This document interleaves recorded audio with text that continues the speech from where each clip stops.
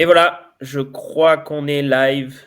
Bonjour à toutes et tous qui sont déjà là, pour ceux qui sont déjà là, et bonjour aussi à à ceux qui arrivent et qui sont en train de nous rejoindre.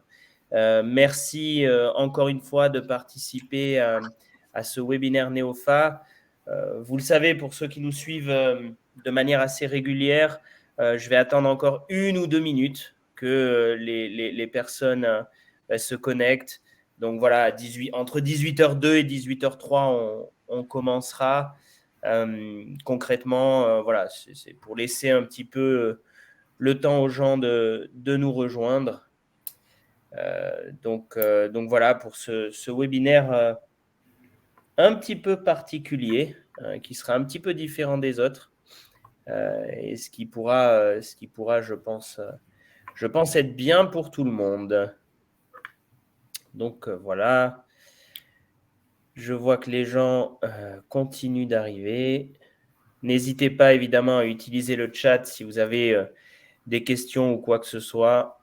Il est là pour ça. On vérifie le chat. On transmettra les questions si besoin. Voilà.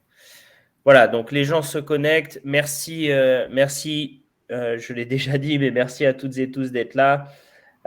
Aujourd'hui, c'est un petit peu de saison, hein. On va parler un petit peu d'impôts et comment réduire ces impôts. Alors, je vous le dis de suite, comme ça au moins ça ne sert à rien de poser la question. Pour la feuille d'impôt que vous avez reçue cette année, c'est fini. On ne peut pas les réduire, hein. Malheureusement, il fallait faire ça l'année dernière.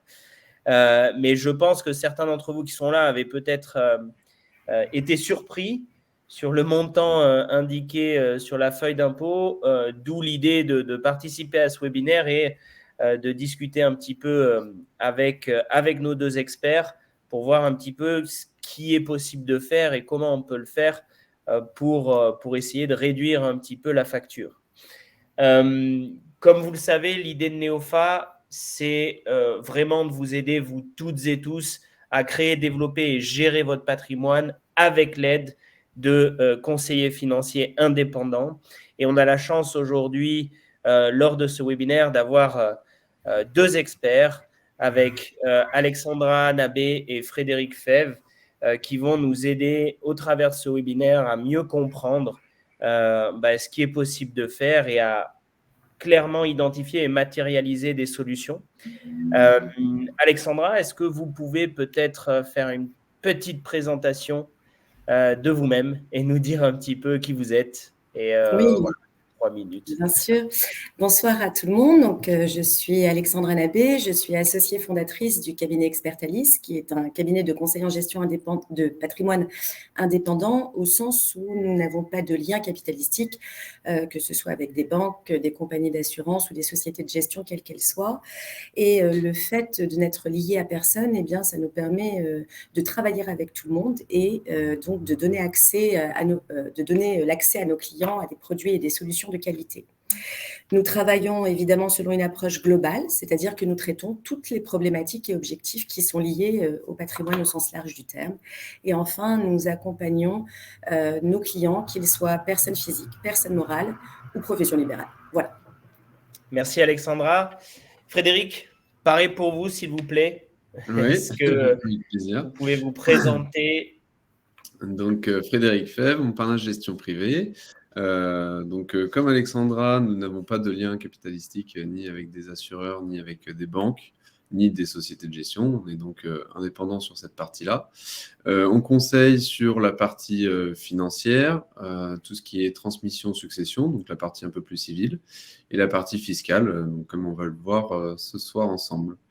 Voilà, mon parrain de gestion privée a été créé en 2020. Je l'ai rejoint en 2021, début 2021. Donc voilà. Parfait, merci beaucoup. Merci à tous les deux. Et pour moi, pour ceux qui ne nous suivent pas régulièrement, et c'est pas bien, mais j'espère qu'ils vont nous suivre maintenant régulièrement. Je suis Nicolas Delorme, un des cofondateurs de la plateforme Neofa. Je l'ai dit, webinaire un petit peu particulier parce qu'on va essayer de ne pas être trop théorique et d'aller principalement sur des cas pratiques. Comprendre clairement qu'est-ce que vous pouvez faire, dans quelle situation et quels sont les avantages de telle ou telle solution. Frédéric, Alexandra, vous souhaitiez commencer peut-être. Alors, dernière chose avant ça, on va essayer de passer au travers de cette présentation en 40-45 minutes. Et ensuite de ça, vous aurez 10 minutes pour les questions. Si vous avez des questions pendant le webinaire, n'hésitez pas à les poser sur le chat. Si on estime que ça fait du sens d'y répondre tout de suite, on piochera les questions dans le chat et on les posera directement à nos intervenants, Frédéric ou Alexandra. Donc, n'hésitez pas à utiliser le chat, il est là pour ça. C'est encore mieux si c'est interactif, on pourra mieux répondre à vos besoins et vos problématiques. Première chose, quelque chose de très actuel. Alexandra, Frédéric, on voulait parler des erreurs à éviter sur la déclaration. Alexandra, à vous. Oui, alors la première erreur à éviter, c'est de ne pas vérifier les revenus qui sont pré-remplis sur la déclaration. Alors, elles sont rares, les erreurs, mais elles existent. Et donc, avant de valider votre déclaration, il faut vérifier le montant global des revenus qui ont été pris en compte, à commencer par les revenus déclarés par votre employeur et notamment, aussi, on l'oublie souvent, les indemnités journalières qui sont perçues, par exemple, au titre d'un arrêt maladie. Voilà, donc vérifiez bien les montants pré-remplis. Fred, quelques mots sur les pensions alimentaires pour nos chers auditeurs divorcés. Alors effectivement, oublier de déclarer une pension alimentaire, en fait, ça peut poser problème puisque on peut déduire jusqu'à 6 368 € par enfant. D'autre part, il faut que l'enfant le déclare également dans ses revenus pour que ce soit déductible de l'autre côté. L'enfant, si l'enfant est majeur, tu veux dire? Oui. Oui. D'accord. Ok. Les frais de garde, Alexandra, si on les oublie. C'est embêtant si on les oublie parce qu'ils donnent droit à un crédit d'impôt qui est égal à 50% des dépenses engagées pour la garde des enfants. Deux points importants, par contre, ne pas inclure les frais de nourriture dans les montants que vous déclarez, car ils ne sont pas concernés par le crédit d'impôt. Et deuxième point, il faut retirer de ces frais les aides qui ont été perçues au titre de la garde des enfants, notamment par exemple le complément de libre choix de mode de garde ou les aides versées par les employeurs. Quand vous avez une partie de ces frais qui sont prises en charge par le comité d'entreprise, vous n'avez pas le droit au crédit d'impôt, ce qui est logique puisque ils sont pas payés par vous. Mais voilà, donc les oublier, c'est une erreur puisqu'ils ouvrent droit à un crédit d'impôt de 50% et je crois qu'on va arriver ensuite à la différence entre réduction et crédit d'impôt. Donc, oui, parfait. Les dons aux associations, on se doute bien que Bernard Arnault n'a pas dû oublier de déclarer le don qu'il a fait pour Notre-Dame. Mais est-ce que Fred, tu peux nous en parler un petit peu?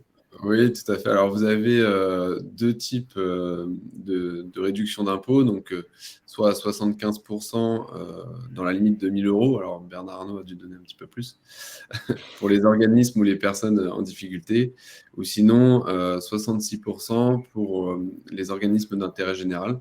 Donc, pensez bien à demander, si vous ne l'avez pas reçu, votre IFU à l'association pour laquelle vous avez donné, qui vous permettra de reporter ce montant-là dans votre déclaration. IFU étant imprimé fiscal unique, excusez-moi. Ok, parfait, merci. Les enfants à charge, Alexandra? Oui, alors bon, généralement, on n'oublie pas de les déclarer, mais moi, je voulais insister plutôt sur les enfants de parents qui sont divorcés ou séparés. Et ça pose plus souvent de problèmes. Donc, l'enfant de parents séparés ou divorcés est considéré comme étant à la charge du parent chez lequel il réside habituellement. Donc, dans le cas où il y a une résidence alternée, eh bien, il peut être prise en compte de manière égale par chacun des parents qui se répartissent alors l'avantage global du quotient familial lié à l'enfant. Donc voilà, donc cette distinction, elle est souvent source d'erreur. J'ai juste recensé les cases dans lesquelles vous devez remplir, les cases que vous devez remplir, pardon, lorsque votre enfant est à charge exclusive, eh bien vous devez renseigner les cases F ou G de la déclaration de revenus. Et lorsqu'il est en résidence alternée, ce sont les cases H ou I. Magnifique. Merci beaucoup. À propos de cases, qu'en est-il de la case T pour les parents isolés et qu'est-ce qu'on entend par parents isolés dans ce cas-là? Alors, la case T, parents isolés, en fait, c'est tous les parents qui éduquent seuls leur enfant. Faut pas oublier de la cocher parce qu'en fait, ça vous permet d'avoir 0,25 parts en plus si vous avez un enfant et 0,5 parts pour au moins 2 enfants.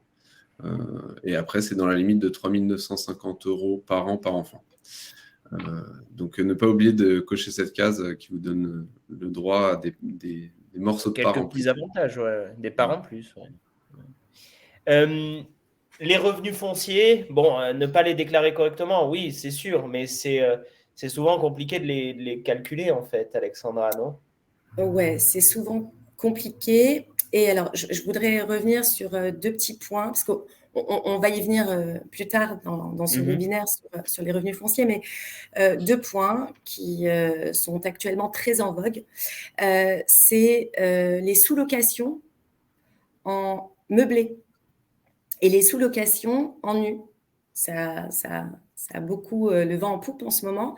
Donc, les sous-locations en meublé et les sous-locations en nu ne relèvent pas de la catégorie des revenus fonciers, mais ils relèvent de la catégorie des BIC et des BNC. Donc, BNC lorsqu'il s'agit de sous-location d'immeubles nus et BIC lorsqu'il s'agit de sous-location d'immeubles meublés. Voilà. Et deuxième point, si vous relevez du régime microfoncier, vous devez déclarer vos revenus bruts et ne pas faire l'abattement de 30% lorsque vous portez le montant de vos revenus sur votre déclaration. Voilà. Merci beaucoup pour tout ça. 3 derniers points. Le RCM, qu'est-ce qu'on entend par RCM au barème? Alors, les RCM, c'est les revenus de capitaux mobiliers. Donc, 2 choix pour déclarer ces revenus-là, soit la flat tax à 30%, soit au barème de l'impôt sur le revenu, qui donne le droit à un abattement de 40% sur certains revenus de capitaux mobiliers. Donc, vérifiez que votre placement est éligible à ça, enfin, vos revenus sont éligibles à ça.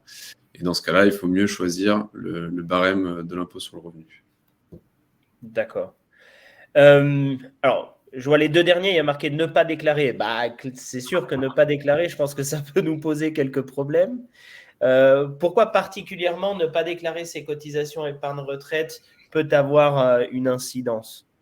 Eh ben, alors là, ça ne nous pose pas un problème, mais ça nous enlève une réduction d'impôt plutôt, puisque les cotisations qui sont versées au régime de retraite complémentaire, type préfonds, Corem, PER, etc., bien, sont déductibles du revenu global. Donc, tout ce qui concerne l'épargne retraite, là encore, je vais vous donner les bonnes cases.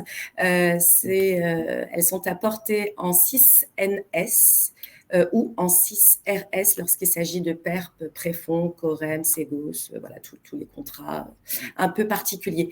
Et si vous souhaitez bénéficier du plafond de votre conjoint, parce que c'est possible dans les contrats, dans les plans d'épargne retraite, on le verra aussi plus tard, eh bien, n'oubliez pas de cocher la case 6QR. Magnifique. J'ai bossé. Oui, je vois ça.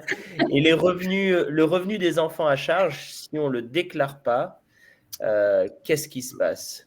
Alors, ça peut entraîner, si contrôle, des pénalités. Donc, bien penser à déclarer tous les revenus des enfants, que ce soit des salaires, des pensions, des revenus de capitaux mobiliers dont on parlait tout à l'heure, tous les revenus que l'enfant a touchés pour l'année 2022.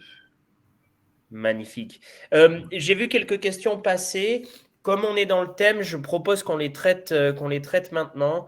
Il y a Olivier qui nous demande, alors je précise que pour les questions particulières, on va essayer de donner les réponses les plus précises possibles, mais sans connaître vos situations précises, c'est difficile de vous garantir une réponse. Donc, s'il vous plaît, voilà, on peut vous aiguiller, mais si vous avez besoin d'une réponse vraiment précise, je vous invite à prendre rendez-vous avec Frédéric ou avec Alexandra via la plateforme Neofa. On vous mettra les liens ensuite. Pardon. Olivier qui demande: ma fille est majeure, étudiante, rattachée à mon foyer fiscal. Si je la détache, est-ce que cette décision est réversible ou est-ce qu'il peut la rattacher l'année d'après? Alexandra, une idée? Non, il faut que je vérifie. Je ne sais pas si c'est réversible, très honnêtement. On peut passer à la question d'après. Je vais vérifier tout de suite et revenir sur la réponse, sauf si Frédéric la connaît. Non, pareil, je ne suis pas sûr. Ok. On va vérifier, on vous donnera ça. Il n'y a aucun souci. Alors, je vois qu'il y a quelqu'un qui répond que la réponse est oui. Donc, voilà, il semblerait qu'on ait la réponse ici en ligne. Donc, pas de problème. On voit, j'ai une autre question. La pension pour un ascendant est à déclarer également?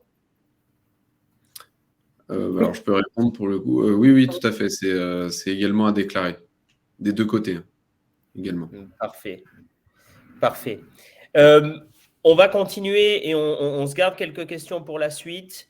On va essayer de rentrer un petit peu dans les détails, un petit peu plus dans les détails.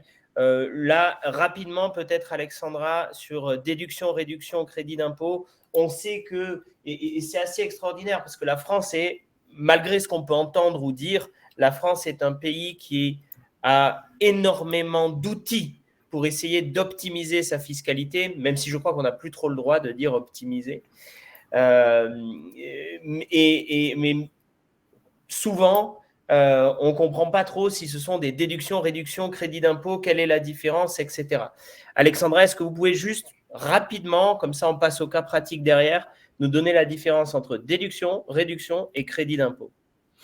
Oui, c'est très simple. Une déduction, c'est une somme qu'on retire de son revenu global. Vous percevez, par exemple, un revenu de 10 000 € et vous avez une déduction de 1 000, eh bien, vous serez alors imposable uniquement sur 9 000. Donc, on va déduire de son revenu pour obtenir une réduction d'impôt. Et une réduction d'impôt, c'est tout simplement une somme qu'on va déduire de son montant d'impôt. Donc, vous avez fait un don, par exemple, à une association qui ouvre droit à une réduction d'impôt, par exemple, de 700 €. Eh bien, si votre impôt est de 1 500, c'est ce qu'on voit sur le petit cas pratique, je crois. Si votre impôt est de 1 500 et que vous avez fait un don de 700 €, eh bien, vous ne payerez plus que 800 € d'impôt. Le point sur la réduction d'impôt, c'est qu'elle ne peut pas être supérieure au montant d'impôt que vous payez. Donc, toutes les réductions d'impôt qui vont au-delà de l'impôt que vous payez, elles sont perdues. Elles ne servent à rien, en fait. Donc, ça ne sert à rien de cumuler les réductions. C'est-à-dire, le gouvernement ne va pas, ou le fisc ne va pas nous envoyer un chèque en disant vous avez eu 10 000 de réduction d'impôt, vous payez 8 000, tenez, voilà 2 000. Exactement. Le seul cas où il nous envoie un chèque, c'est justement pour le crédit d'impôt.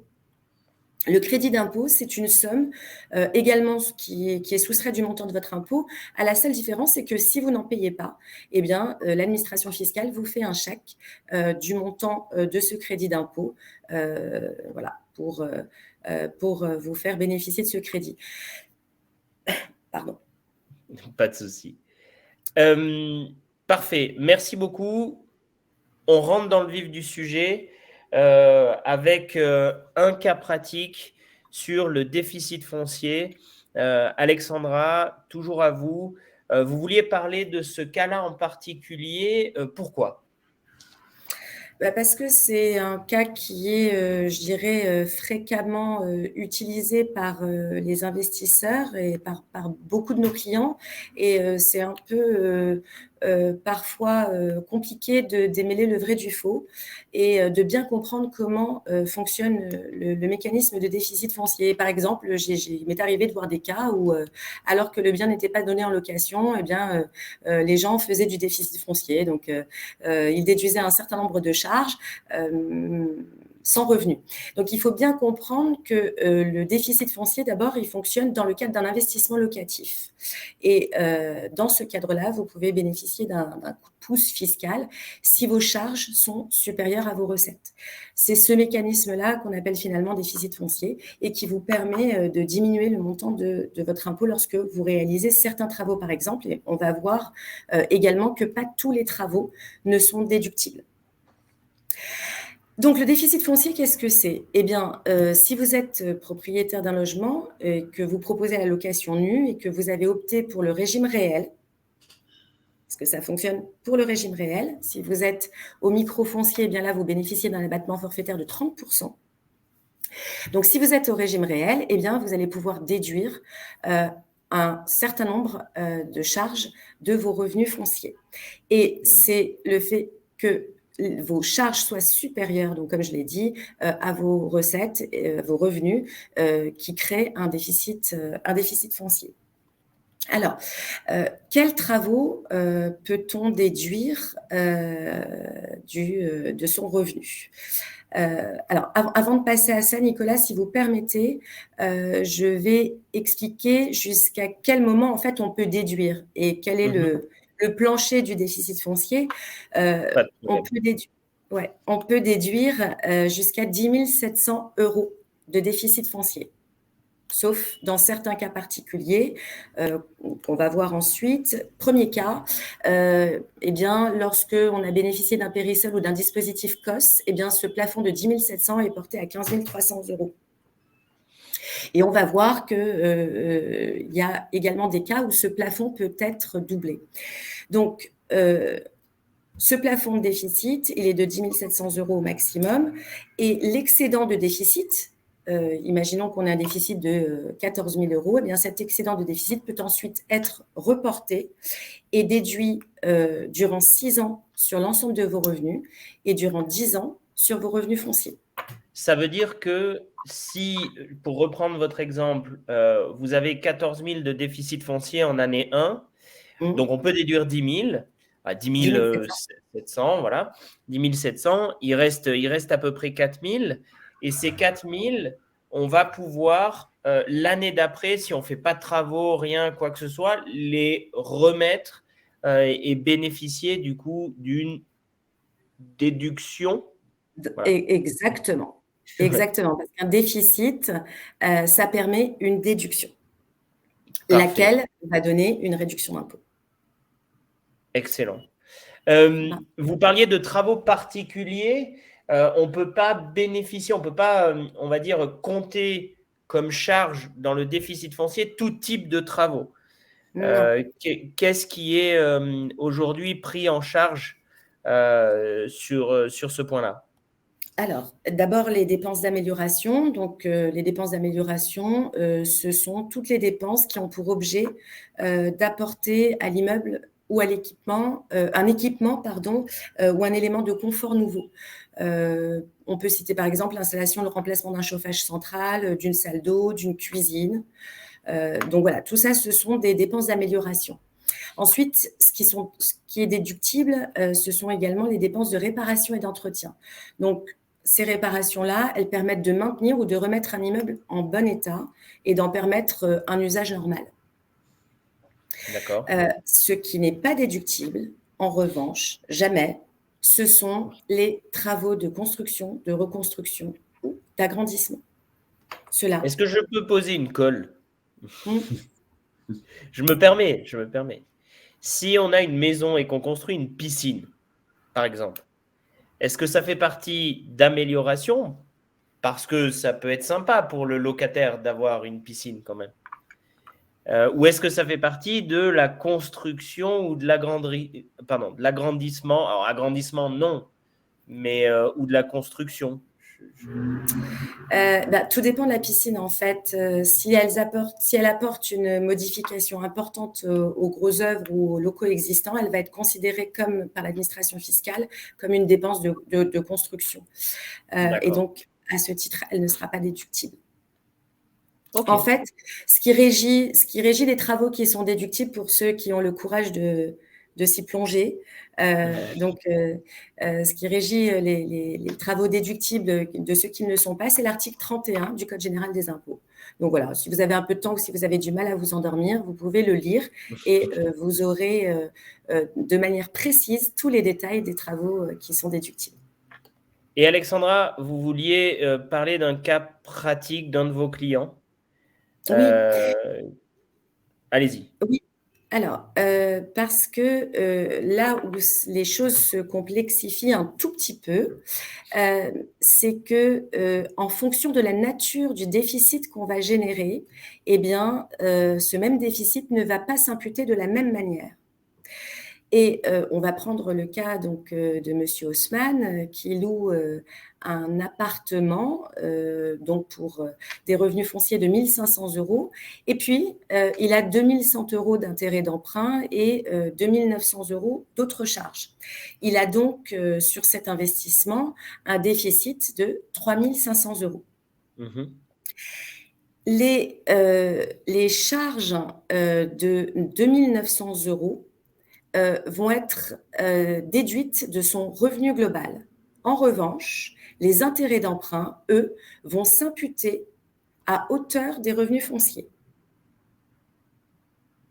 Ça va? D'accord. Donc, oui. Donc, ce qui veut dire que pour calculer le déficit foncier, ça va être 1 500 moins 2 100.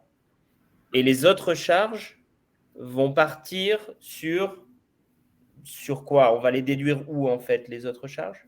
Alors, pas exactement. On va déduire les intérêts d'emprunt à hauteur des revenus fonciers. Donc, dans notre exemple, on a 2 100 € d'intérêt d'emprunt, sauf qu'on a uniquement 1 500 € de revenus fonciers. Donc, sur la partie intérêt d'emprunt, on va simplement prendre les 1 500 € et les 600 € supplémentaires, eh bien, on va pouvoir les mettre de côté, si on peut dire. Ça va constituer ce qu'on appelle du déficit reportable, qui vont être reportables sur une période de 10 ans. Toujours pareil, hein, ils vont se déduire à hauteur des revenus fonciers. Et les autres charges, elles, vont se déduire du revenu global. D'accord, ok. Je comprends. Ah voilà, donc il y avait donc le résultat. Exactement. Vous pouvez du coup nous en parler un petit peu? Oui. Donc, c'est ce que j'expliquais.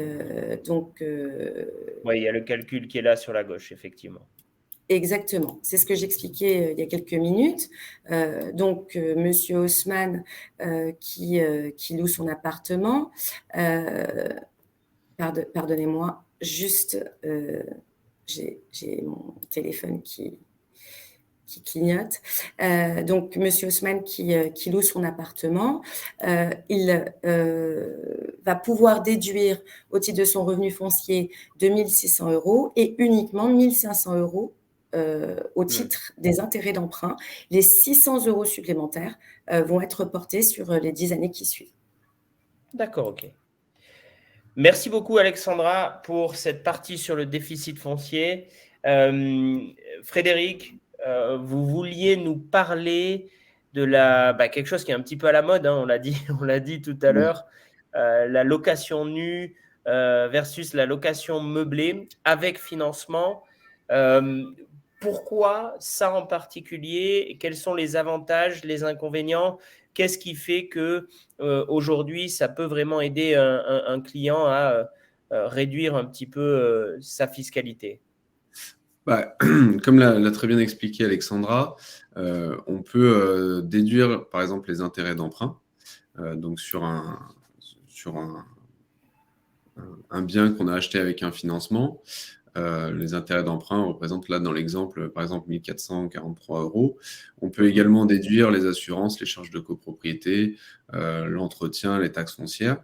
Et en fait, tout ça va créer un résultat imposable qui va déterminer l'impôt qu'on va devoir payer.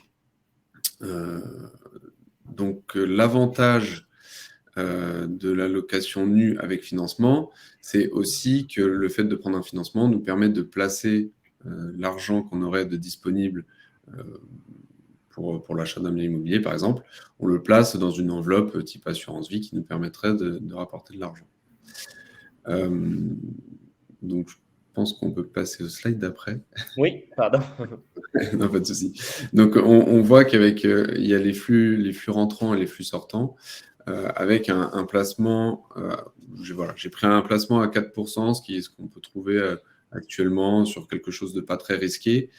Sur une opération de 15 ans, on peut s'enrichir au total avec la revente de l'immobilier de 102 443 € pour un achat immobilier avec un financement à hauteur de 90 000 €. Donc, ce qui représente un rendement annuel de 10,59%. Donc, pour un placement, c'est quand même intéressant. La différence avec le meublé, alors je change de slide, hop, c'est que dans les charges, nous allons pouvoir créer ce qu'on appelle une charge fictive, donc une dotation aux amortissements. La dotation aux amortissements permet de rajouter des charges et donc de réduire son résultat imposable. Il arrive souvent qu'on arrive à un résultat imposable de 0 et donc qu'en fait, les loyers générés ne génèrent pas d'impôts supplémentaires sur ce qu'on reçoit. La différence, donc, c'est que les revenus sont considérés comme des BIC, bénéfices industriels et commerciaux, et non comme des revenus fonciers. Voilà, c'est la principale différence, et c'est pour ça que le meublé est intéressant, pardon, car on peut faire la charge fictive de la dotation aux amortissements. Et toujours avec le financement, on peut déduire les intérêts d'emprunt, ce qui rajoute des charges. Donc, sur le premier exemple, là, les charges sont les mêmes, sauf la dotation aux amortissements. Voilà. Et là, ce que vous présentiez, c'était dans le cas de l'achat d'un studio à crédit, où le fait de pouvoir déduire ces 1 200 € nous permet de les réinvestir sur 15 ans, chaque année, dans un produit où vous mentionnez 4% de moyenne, ce qui va nous permettre, du coup, entre l'économie d'impôt plus l'opération immobilière, d'obtenir une opération globale avec un TRI à 10%. C'est juste ? Exactement. Alors, c'était ça, et c'était aussi dans le sens où si vous avez de l'apport, il faut quand même essayer de le faire financer, essayer de faire financer son appartement pour créer ce qu'on appelle un effet de levier et de pouvoir justement placer l'argent que vous auriez mis dans cet apport à un taux supérieur peut-être au crédit qui serait pris pour créer du rendement supplémentaire. Bon, alors, je lance un pavé dans la mare, mais on peut encore acheter sans apport des appartements ? C'est compliqué. Okay. Souvent, les frais de notaire, au moins, sont demandés maintenant.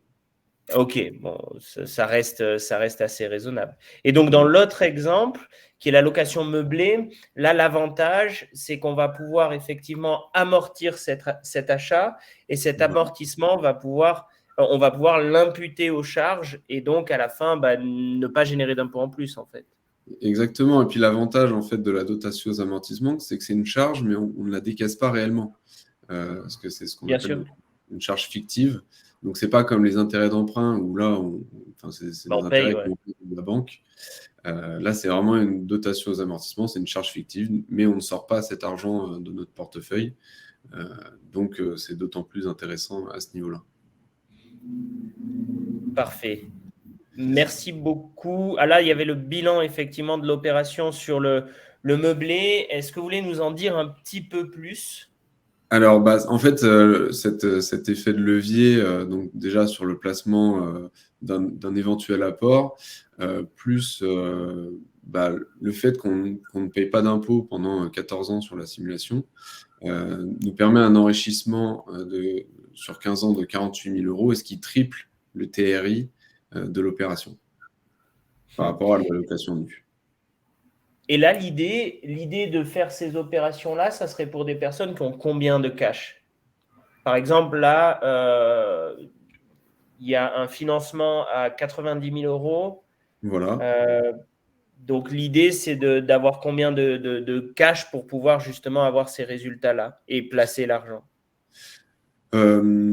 Bah, bon, après, comme vous le disiez, le contexte sur l'achat immobilier entre l'apport qui est demandé et les taux un peu plus élevés,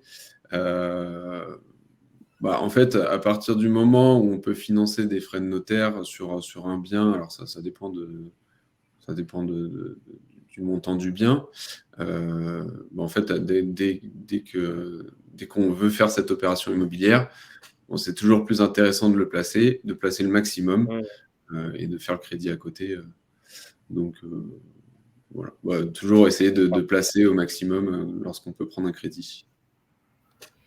Merci beaucoup. Et il y a une des stars en France, le PER.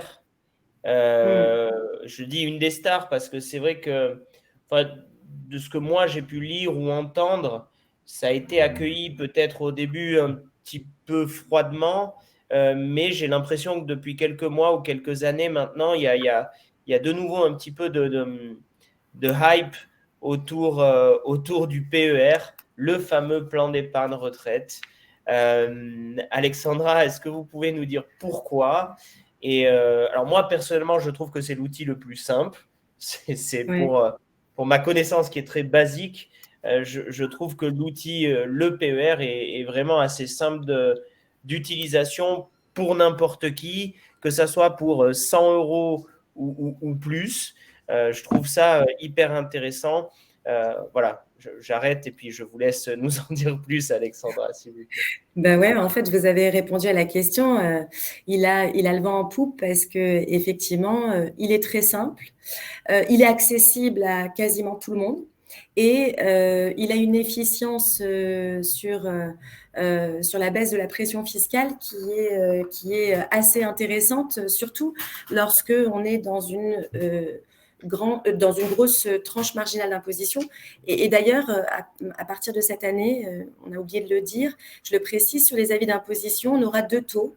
Le taux d'imposition que tout le monde connaît et qui était déjà présent, et justement la tranche marginale d'imposition, donc qui est, comme son nom l'indique, le taux appliqué à la partie haute de nos revenus. Et ça, c'est très important justement pour le PER, cette tranche marginale d'imposition, puisque plus elle va être importante et plus la réduction d'impôt va être conséquente.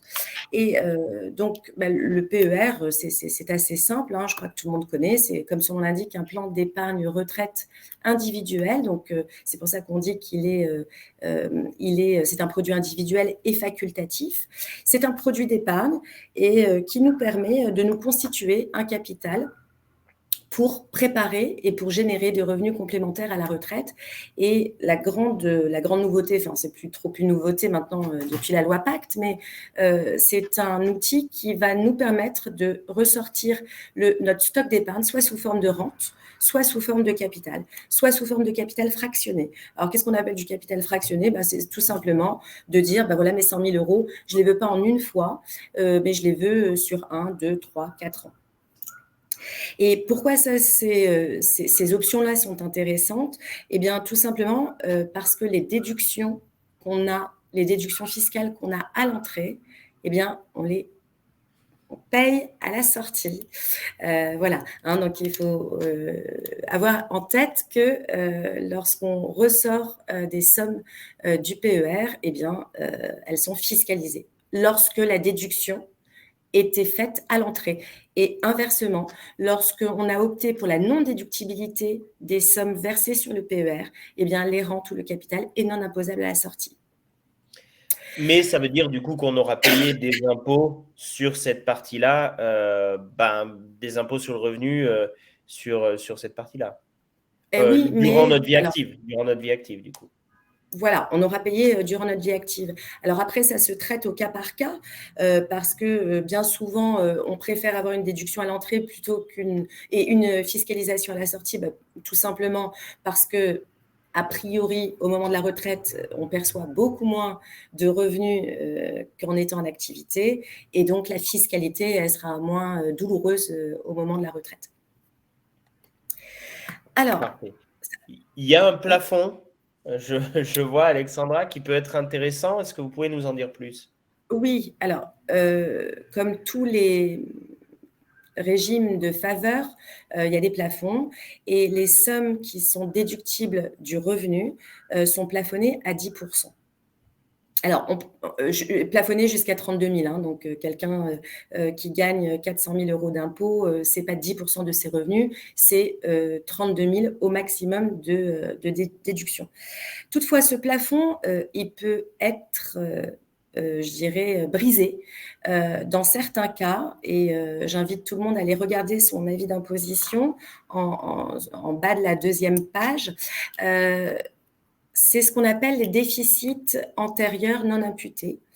C'est-à-dire que l'administration fiscale nous permet d'augmenter ce plafond de 10% si on n'a pas utilisé les plafonds des 3 années précédentes. D'accord. Donc, ça veut dire que si voilà, je fais 5 000, 5 000, 5 000 les 3 dernières années, donc ça fait 15 000, si mon calcul est correct.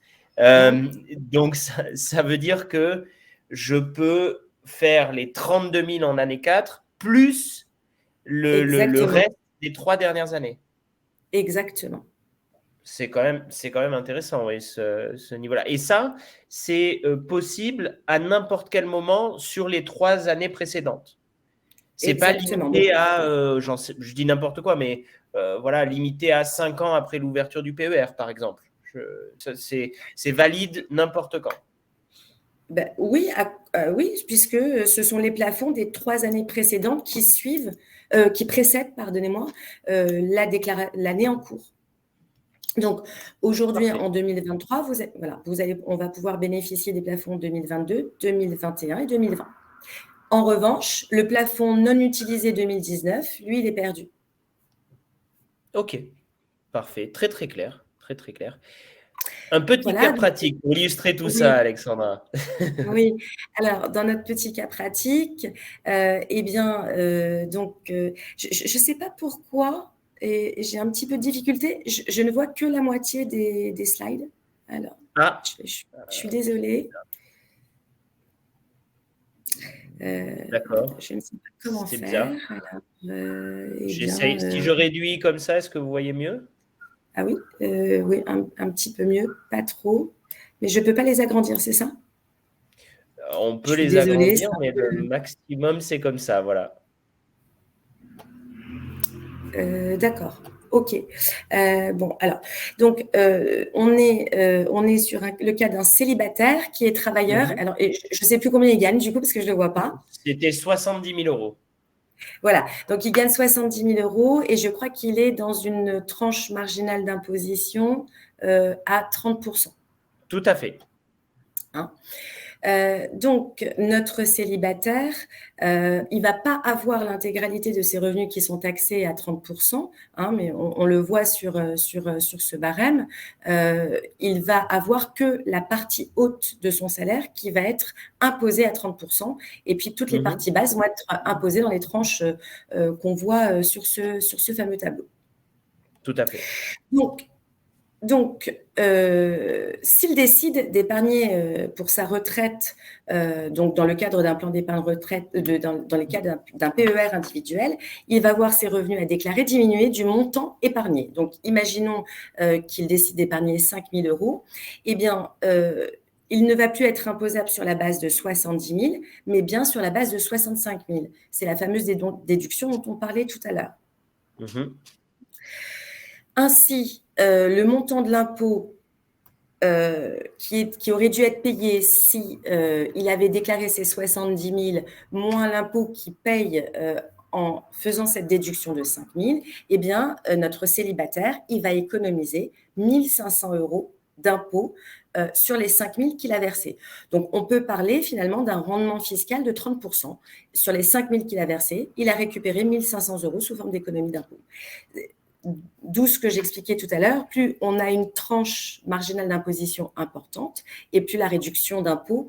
Je pousse un petit peu plus loin le cas pratique. Pour le même célibataire qui est dans une tranche à 41% et qui verse 5 000 euros sur son PER, sa réduction d'impôt à lui, elle sera de 2 050 euros.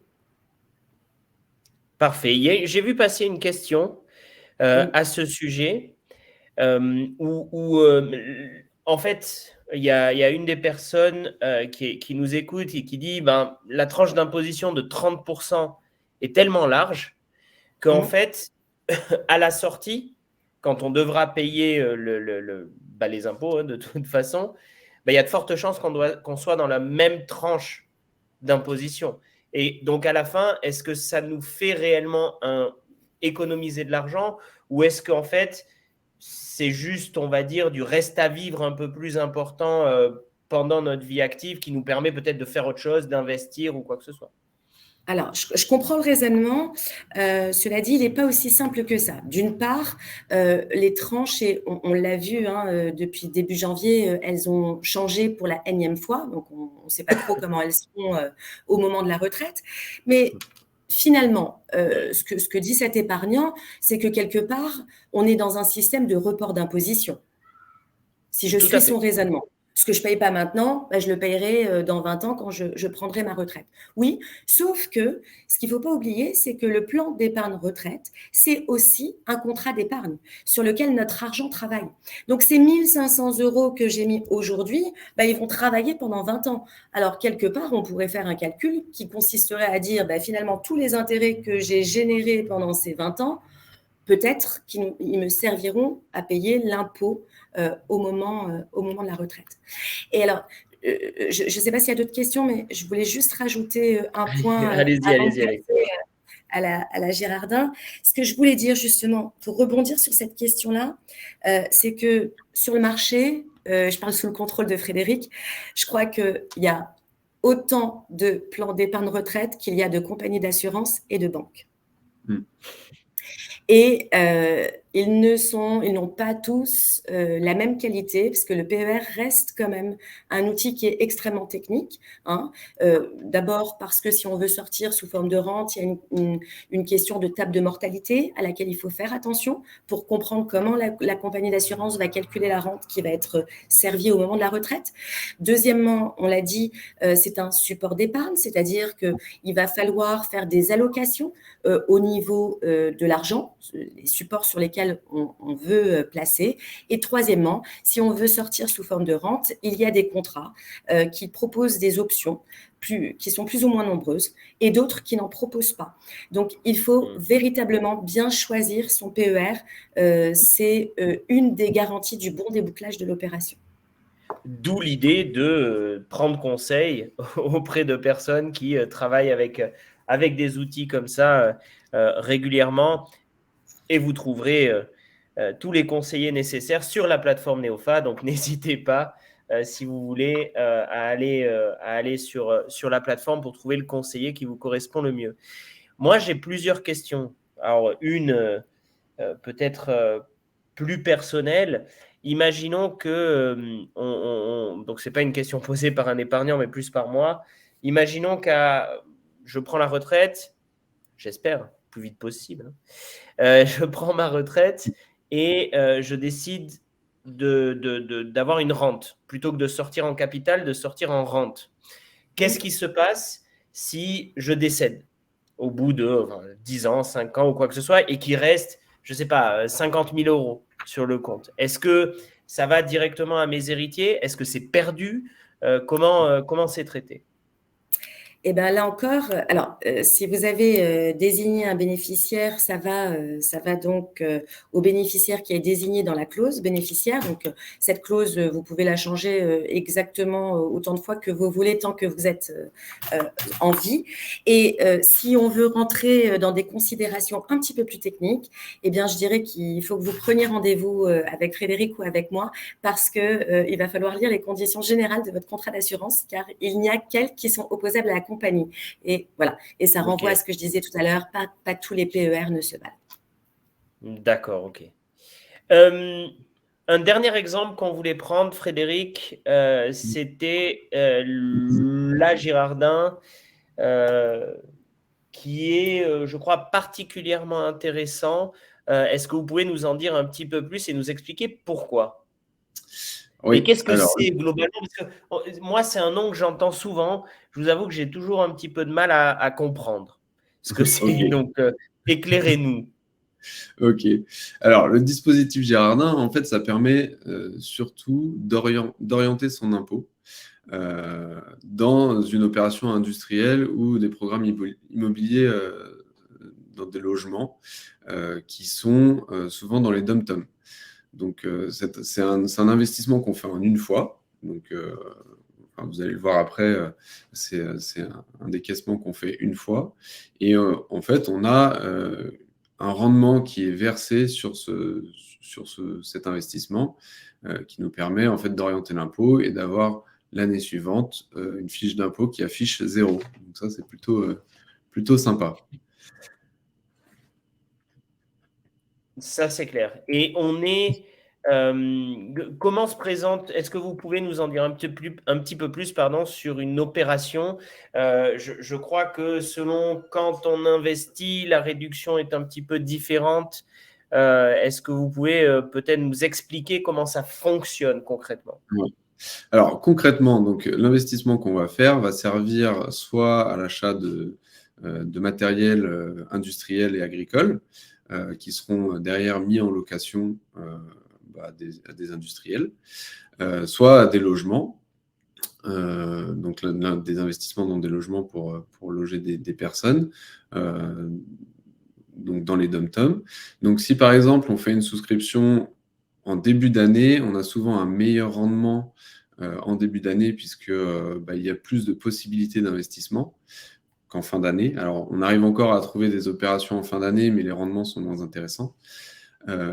Et donc, investir, par exemple, au mois de janvier permet d'avoir un rendement de 14% sur son investissement et rendement que vous allez retrouver l'année d'après, donc environ 18 mois plus tard, sur votre fiche d'imposition avec un remboursement en impôt directement sur votre fiche. Donc, au niveau Donc, de c'est l'opération. l'investissement. Oui, allez-y, allez-y. Par exemple, oui, c'est l'investissement qui crée du rendement. Alors, voilà, sur la slide d'après, il y a un exemple. Cas pratique. Voilà, toujours cas pratique.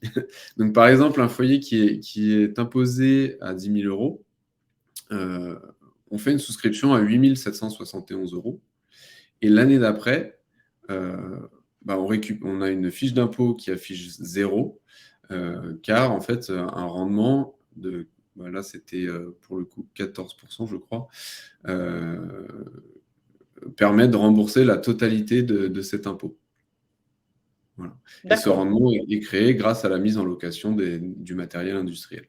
Par contre, on est d'accord que pour la Girardin, c'est valable que l'année de l'investissement. L'année d'après, il n'y a plus rien en fait. Voilà, en fait, par exemple, on investit en 2023. L'année d'après, donc on le déclare début 2024 pour avoir la réduction à l'été 2024, après réception de l'avis d'imposition. Mais ça, on peut le refaire chaque année. Tous les ans, il est possible de le faire. Est-ce qu'il y a un plafond? C'est-à-dire, est-ce que si je mets, je dis n'importe quoi, je mets 100 000 euros, 500 000 euros, 10 millions, ça peut marcher ou il y a quand même un plafond? Non, il y a un plafond donc, de 18 000 euros qui est pris en compte, tout comme le plafonnement, par exemple, sur de l'immobilier, le plafonnement des niches fiscales qui est de 10 000 euros. Là, il correspond à 18 000 euros. D'accord, parfait. Voilà. Merci beaucoup. Alexandra, vous vouliez rajouter quelque chose, je crois. Oui, j'étais en train de lire quelques questions et je me disais que si on avait encore un peu de temps. On a 5 minutes. J'avais gardé 5 minutes effectivement pour passer sur quelques questions. Mais Alexandra, prenez la main, allez-y, aucun problème. D'accord. C'est pour vous. Donc, on nous demande s'il est possible d'avoir plusieurs PER ou de faire des arbitrages sur celui en cours. Alors, la question est oui, on peut avoir plusieurs PER sans limitation. Après, il y a une question de stratégie. Et on peut arbitrer ou modifier le contrat, bien évidemment, quand on le souhaite. J'ai vu une autre question d'un monsieur qui avait, donc Benoît, qui a a priori un article 83 et il demande s'il peut transformer son article 83 en PER. La réponse est oui, à une condition, c'est que il ne fasse plus partie de l'entreprise dans laquelle il a souscrit son PER. Enfin, son article 83, pardon. Parfait. Voilà, j'avais une autre question. Oui. Oui. Non, je vous laisse reprendre la main du coup. Non, pas de souci. C'est juste que j'ai vu une question qui est passée plusieurs fois. Je me permets du coup de la lire. Je suis propriétaire de plusieurs logements que je loue. L'un d'eux a été vacant en 2022. Du coup, les revenus fonciers au global sont passés sous les 15 000 euros. Est-ce que cette personne a intérêt à passer en BIC? Et si oui, est-ce qu'il peut passer en mode réel l'an prochain quand ce logement sera, donc en 2023, et donc 2024 pour les impôts, quand ce logement sera à nouveau loué? Donc, est-ce qu'il a la possibilité de faire un changement BIC puis de revenir sur le réel l'année d'après? Alors, soit j'ai pas bien compris la question, enfin Frédéric, peut-être que tu veux répondre, mais en fait, le BIC, c'est la catégorie de revenus qui correspond à la location meublée. Et donc, il était en location nue, ce monsieur? J'ai pas suivi. J'ai pas cette information-là. Dans tous les cas, on ne peut pas changer tous les ans de régime. La location nue engage pour 3 ans. Et la location meublée, de mémoire, c'est 1 an. Il me semble. D'accord. Donc, merci beaucoup pour ces informations. Je vois qu'on a encore énormément de questions. Il y a une question sur le Girardin, je vais y répondre. Le rendement de 14% est-il garanti? Alors, il y a des assurances en fait qui permettent de garantir ce rendement et où en fait justement en fait vous pouvez prendre des assurances qui garantissent plus ou moins, et plus vous garantissez votre investissement, moins le rendement sera élevé forcément, puisque les assurances ont des coûts. Donc on peut descendre jusqu'à 8% de rendement si on prend vraiment toutes les assurances pour se protéger sur la partie capitale et sur la partie fiscale.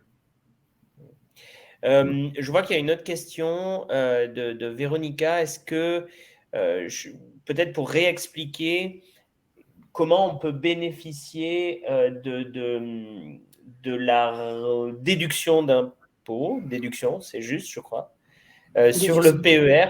Comment ça fonctionne exactement? Parce que voilà, Véronica nous demande, est-ce qu'il y a un montant maximum à mettre sur le PER pour bénéficier de cette déduction? Il n'y a pas de montant maximum. On met un montant et ce qui nous permet… voilà. Est-ce que vous pouvez réexpliquer peut-être cette partie-là, Alexandra? Oui, bien sûr. Si, il y a un montant maximum. D'abord, les sommes qui sont déductibles, elles sont plafonnées à 10% du revenu annuel. Et si le salaire annuel est de, par exemple, 400 000 euros, eh bien, il y a un deuxième plafond qui s'applique qui est de 39 000 et quelques euros. On l'avait noté sur une des slides.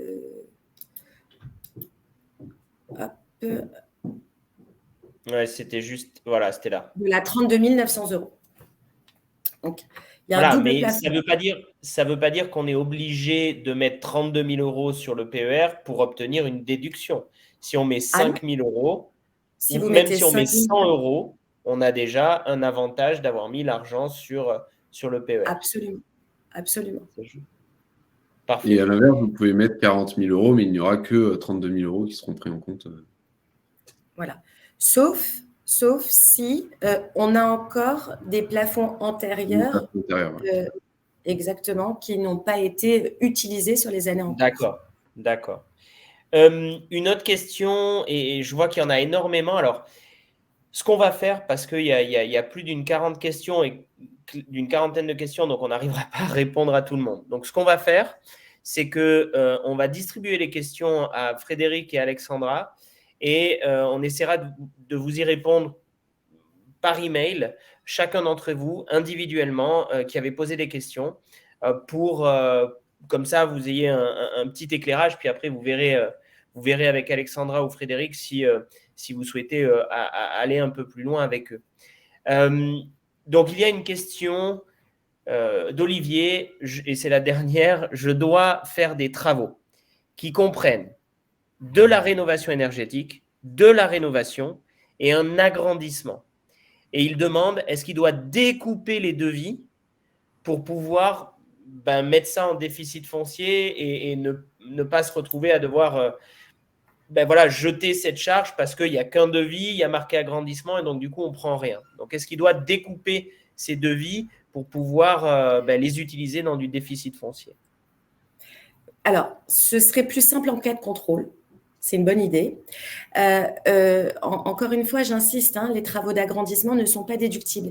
Et d'ailleurs, la question d'Olivier, elle est très intéressante parce qu'on n'en a pas parlé, mais lorsqu'il s'agit du plafond du déficit foncier, on a parlé du plafond de 10 700 €, mais la loi de finances rectificative 2022 nous permet de doubler ce plafond et donc de le passer à 21 400 € lorsque on fait des travaux donc de rénovation énergétique.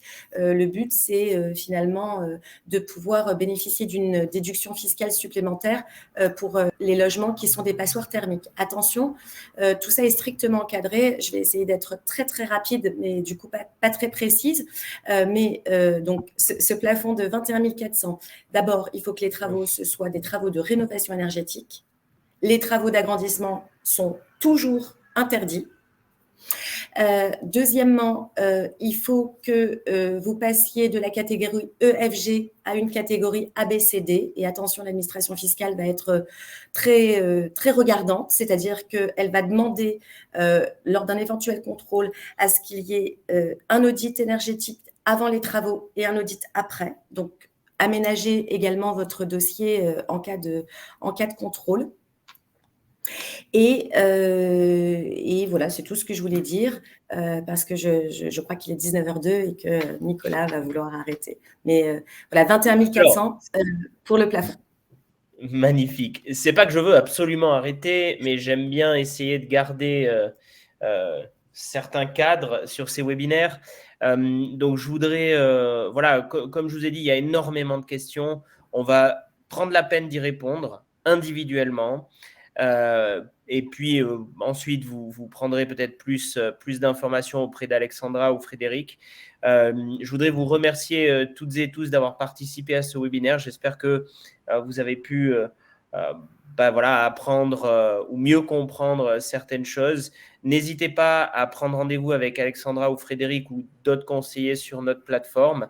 On vous donne rendez-vous le 6 juin pour un nouveau webinaire sur l'immobilier en particulier. On reviendra évidemment avec la thématique plus précise très bientôt. Et vous recevrez tous le replay de ce webinaire-là. Merci Alexandra, merci Frédéric et à très bientôt. Merci. À bientôt. À bientôt. Merci. Bonsoir.